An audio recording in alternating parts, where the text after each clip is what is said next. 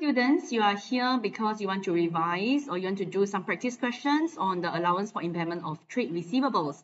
Now, if you have no idea what allowance for impairment of trade receivables is, please don't directly look at this revision worksheet. You will be really lost. What you need to do is that you need to go to your Google Classroom and you will need to have a look at the allowance for impairment notes. I'm going to show you where it is now.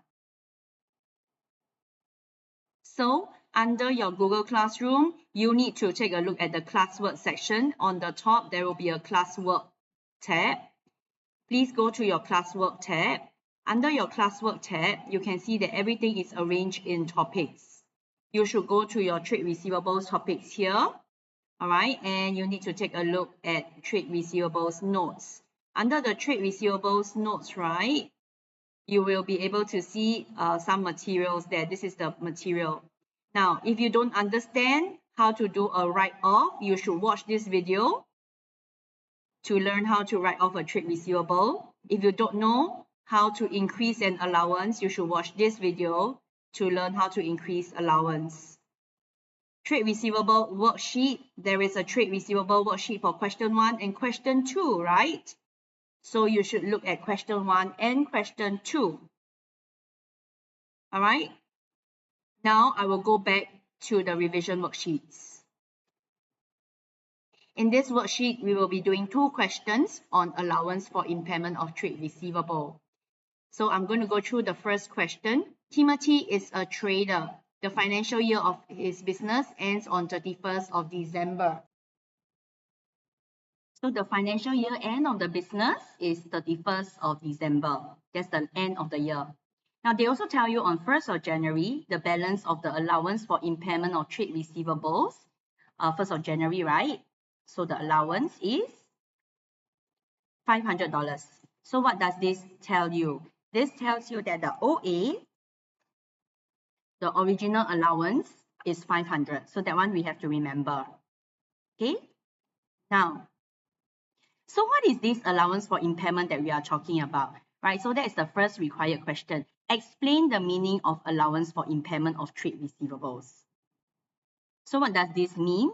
Okay, so firstly, we want to remember and remind ourselves that allowance for impairment of trade receivable is an estimate, all right? It is an estimate of the total amount of people who are likely uncollectible.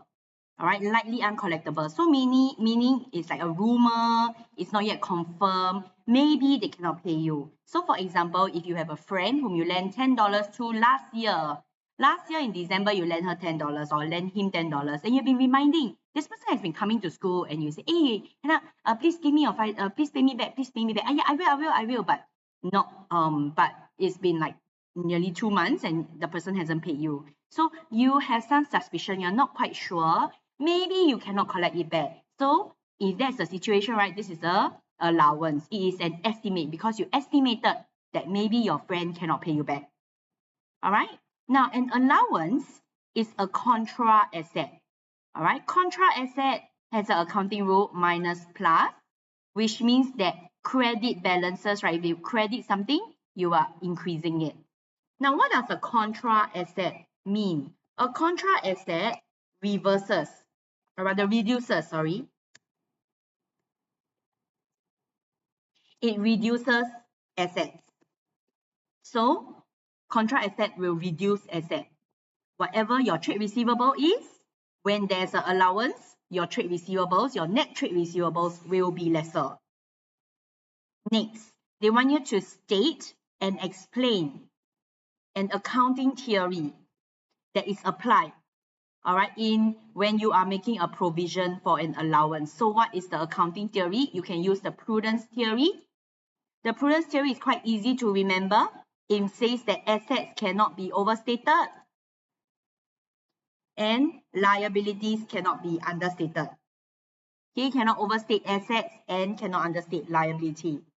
Now, if I apply it to the trade receivables or the allowance, what does it tell you? It tells you that allowance, you need to have an allowance to make sure that your trade receivable is not overstated. Therefore, what you do is that you value your trade receivables after after you deduct an allowance. As and when you need to pause, please pause and copy down. Otherwise, I will continue. You can pause or you can pause to copy when I finish explaining a subpart. Okay, let's take a look at the next thing that we are required to do. What we are required to do next is to prepare the journal entries to adjust the allowance on these particular dates. Now, these dates are pretty familiar. Let's go back to the question again and look at them in more detail. All right, so now I have my question and my answer side by side. Now, prepare the journal entries on 30th of April. So let's see what happened on 30th of April. Oh, this is what happened. On 30th of April, we have a debtor whose name is Tan, and he owes the business $200.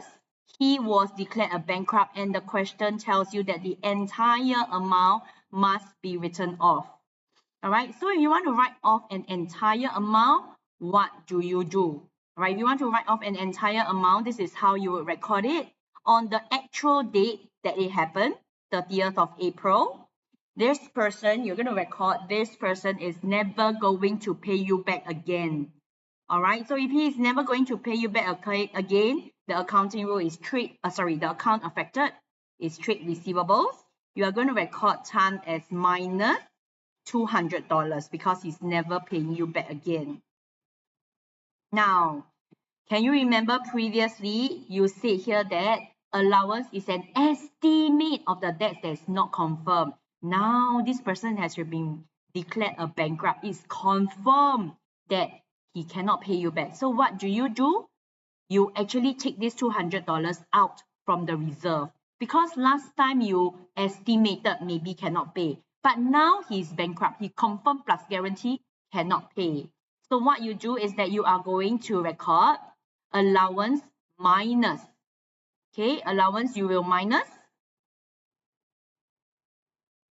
And if you allowance minus, right, it will be debit 200.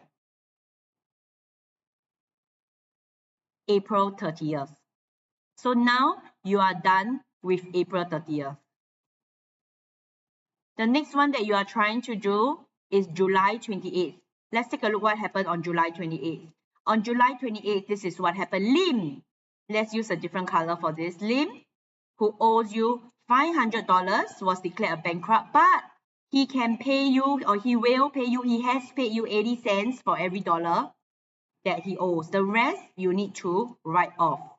All right, so let's talk about this separately first. Firstly, regardless of whether Lim pays you money or you write off the amount that you owe from him, at the end of the day, right, he's not going to pay, he doesn't owe you any more money. So the account affected is trade receivable Lim, and you are going to credit or minus 500 because it's either he pay you or you write off. So either way, no more trade receivable Lim. Second thing that will happen is you are going to record this 80 cents, all right? Because they pay you 80 cents. Now, they never say whether pay in check or pay cash at bank, pay cash at bank or pay cash in hand. So it doesn't matter whichever you write because the question didn't specify. All right, so you will be recording cash at, for me, I recorded cash at bank because it's $400, 80 cents times 500. Why is it 80 cents times 500? Because they say he pays 80 cents for every dollar that he owes. So if he owe you $1, he pay you 80 cents. If he owe you $2, it's 80 cents times 2. If he owe you $5, then it's 80 cents times $500, sorry. Since he owes you $500, it is 80 cents times the amount that he owe you. For every $1 he owe you, he can pay you 80 cents. Now, when he pays you and it's cash at bank, then we will record debit $400 cash at bank. Now, the thing is this. He originally owe you $500, but he can only pay you $400. So, the remainder, 500 minus 400, you must record something, right? He will not be able to pay you. So, what you're going to do is you're going to record trade allowance minus. All right, you're going to record allowance minus because he cannot pay you this amount. Finally, please don't forget the date, July 28. So we also have recorded July 28. Now we want to adjust the allowance for impairment for the month of 31st, the year end, 31st of December. And whenever you want to adjust the allowance at year end, you want to increase or decrease it, you must remember to use the OWE before you prepare your double entry. O stands for original allowance, W stands for write-off, E stands for ending allowance. So let's fill this up part by part. Firstly, what is the original allowance? Can we see here that the original allowance is $500? Because on the 1st of January, they tell you that the allowance is $500. So, what we have here, original allowance will be $500. Because that's what it says in the question. Next, any write-off. Was there any write-off? Yes, actually, there are two write-off. I'm going to change the write-off color to red color. So you see here, there's one allowance that was reduced, right? We reduced the allowance because there was a write-off of $200. So that is the first write-off we are going to record. Now, write-off, remember, is a less. So what I'm going to do here is I'm going to record write-off lesser 200 because of ton. Next, cash at bank, no, allowance. Again, there's another write-off, right? So written off $100 because of limb, right? So I'm going to record allowance less write-off minus away the write-off. All right, so you have two write-off. Now, after that, you have to do a bit of a long subtraction. Right, in your long subtraction, you will take 500 minus 200 minus 100. Right, so 500 minus 200 minus 100 will give you $200 left. At this point in time, your allowance has got $200 inside. Is it enough? You actually have to see what your ending allowance requires. Right, let's take a look at the question. In the question, they tell you that on 31st December, which is year end, at year end, the trade receivable balance has got $12,000 inside. They also tell you that the business estimate that 5% of trade receivables will be uncollectible every year. Now, this $500, 5%, not 500, this 5%, right, is actually referring to your allowance. In particular, it's referring to your ending allowance. They want an ending allowance to be 5% of your trade receivables. That's the ending allowance. All right, so let's take a look at our question then. Ending allowance need to be 5% of your trade receivables.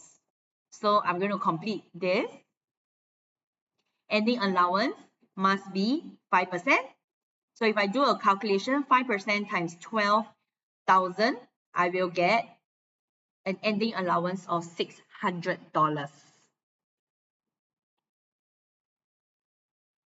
All right. Now, my ending allowance of $600, actually, my current allowance cannot support it. My current allowance is only 200, what I have in pink. It's not enough. I don't have enough I don't have enough allowance. What happens is I need to change my allowance from 200 to 600. And for that to happen, right, allowance need to increase by $400. All right. So allowance needs to increase by 400 to make 200 increase to $600. Now, if that's the case, then what is the two accounts affected? The first account affected is definitely allowance because now your allowance is going to be more. The second account affected will be an expense account because you have more people who you estimate cannot pay you. So what happened is that you think that there will be more losses, you will have more expenses, you will make more losses. So impairment loss on trade receivable must also increase by the same amount, 400. So these are the two accounts affected, and I'm going to show us how to record it in our journal entry now. So firstly, adjusting or increasing and decreasing your allowance always happens at year end. Number two, you are going to increase your allowance. So you're going to credit your allowance. That's why you have allowance credit 400. The other account affected is impairment loss. Impairment loss is an expense, so you need to increase an expense of 400. All right, so here are all your entries. I will just zoom in here so that you can see. Actually, the answers are also available on Google Classroom. You can pause and think about the question if you need to. I will be moving on quite quickly.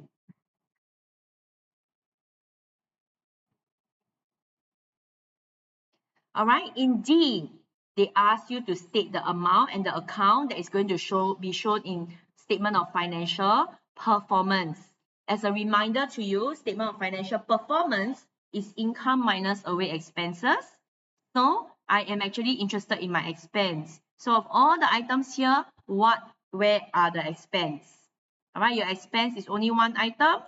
Here, impairment loss on trade receivable. That is your expense. Because of the word loss. There's a loss, there's an expense. All right, so state the amount and account. The amount and account will be should be performance, income and expense. You should be recording it under impairment loss. Now, pause if you need to. If you don't need to, we are going on.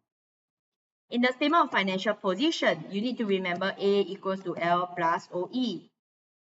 All right, A equals to L plus OE. So I'm actually interested in the asset part. I'm not interested in other items. Only interested in the asset part.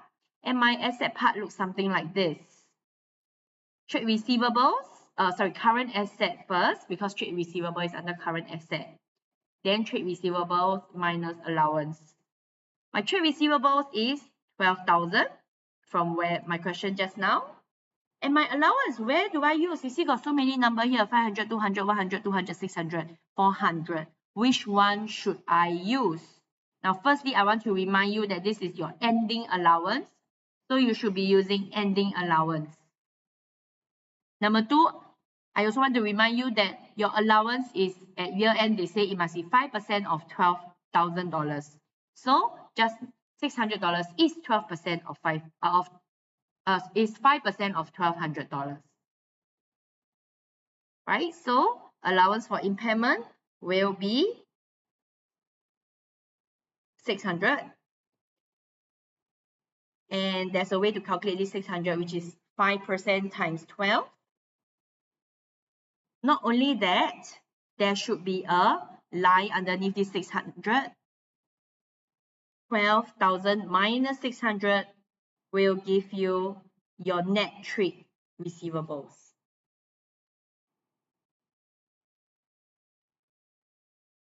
Okay?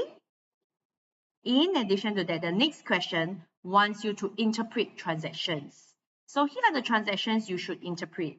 The first one is 15th of January. So firstly, we want to remember this is a trade receivable account, and debits means pluses, credits means minuses. So if trade receivable has debited 1,600, it means that trade receivable has increased by 1,600. Reason, why did it increase? Because of sales revenue, which is the other account. So I have to read like this. Trade receivables increase, trade receivable increase $1,600. The other account affected is sales revenue. So if I want to provide this in English, not accounting language, then it should be in this case. Okay, it should be 15 Jan. It should be sold Olivia goods on credit at a selling price because you sold. The other account affected is sales revenue, so you sold.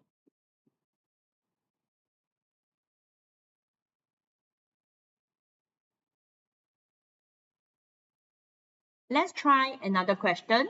20th of January. So I'm going to highlight it as usual. 20th of January. Now in 20th of January, what happened is trade receivable Oliver account has decreased by $1,000. Sorry. Let me repeat myself. Trade receivable has decreased by $3,000. All right, trade receivable went down by $300. Now, why did it decrease? The other account affected is cash at hand. So trade receivable decreased, the other account cash at hand means that this person has paid you. All right, so you should be recording the transaction. You should be describing the transaction as follow. You receive $3,000 cash, or you can say Olivia has paid you $3,000 cash.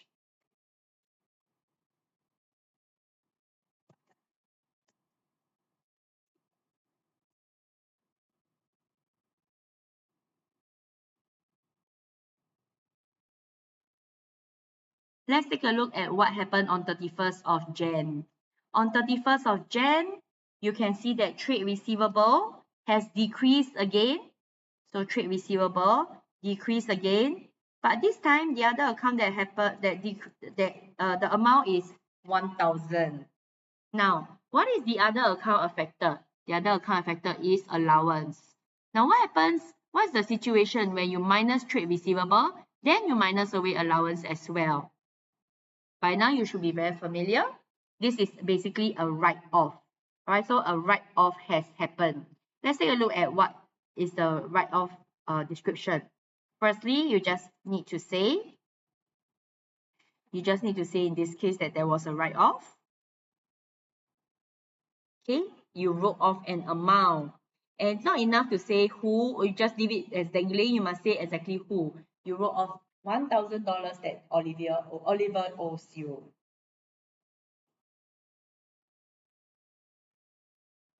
Okay.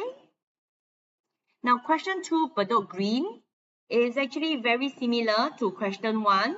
And Bedok Green has been given to you. The answers has been given to you is in the same Google classroom material. So you can use that and refer to that. Thank you very much. All the best, everyone.